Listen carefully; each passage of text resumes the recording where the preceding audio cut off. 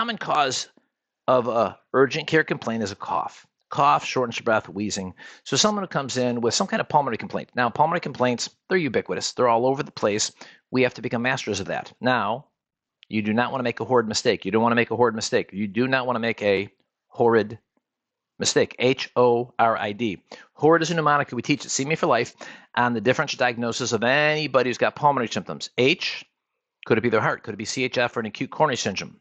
O, could it be an obstructive phenomenon? Could it be something blocking airflow? R, could it be reactive airway disease, asthma, COPD? Could it be an infection like bronchitis or pneumonia? And D is death from a PE pneumothorax that you didn't think about. So when anybody comes in with pulmonary symptoms, one of the first things you want to think about is, could it be one of the bad ones? Could it be cardiac like CHF? Could it be a PE? Now, what does CHF and a PE have in common? They both have leg findings, right? CHF could have leg edema. DVT, you'll have a unilateral swollen or painful leg, okay? Now, you have to understand, it is inexcusable to miss a DVT. Inexcusable. Absolutely inexcusable.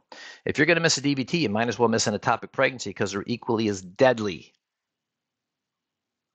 So at See Me for Life, that is one of the tools we teach on how to assess a patient, their pulmonary status.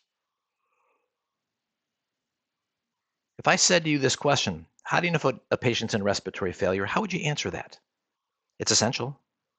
Now, there are two forms of respiratory failure, hypoxic respiratory failure and hypercarbic. Hypoxic is super easy, meaning on a non-rebreather, the O2 sat is unacceptable. 86% on a non-rebreather, that's hypoxic respiratory failure. Obviously, they have to be in a place that's able to take care of this. They need ICU. If you have hypercarbic respiratory failure, that's the second one. That means retaining carbon dioxide. Now, how would you know that? Colleagues, hypercarbic respiratory failure is a synonymous term with a respiratory acidosis. And how would you know when you're in an urgent care for patients in that state? They're going to be somnolent. They're going to be sleepy. If you have a pulmonary patient that's sleepy, that's respiratory failure. They have to go to the emergency room. And if you are an urgent care PA or nurse practitioner, you call an ER and say, hey, listen, I got an asthmatic who's somnolent. I'm concerned they're retaining carbon dioxide. No doc in a million years is going to give you any crap about that. No problem. Call 911. We'll see when they get here. You got to know that.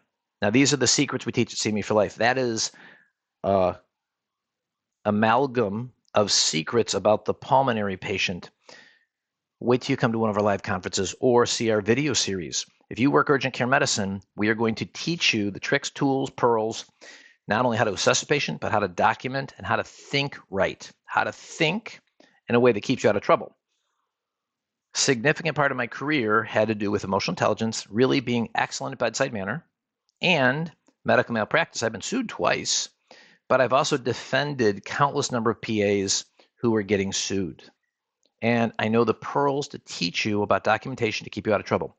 We have an urgent care course coming up in Puerto Rico, and that is June 6th through 11th. Please remember, guys, when you go to Puerto Rico, you do not need a passport.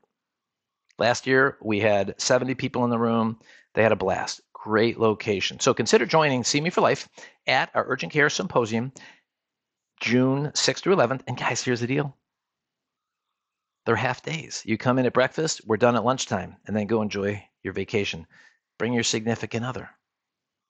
So John Polinsky, See Me for Life. Our whole goal is to help you maximize your mind.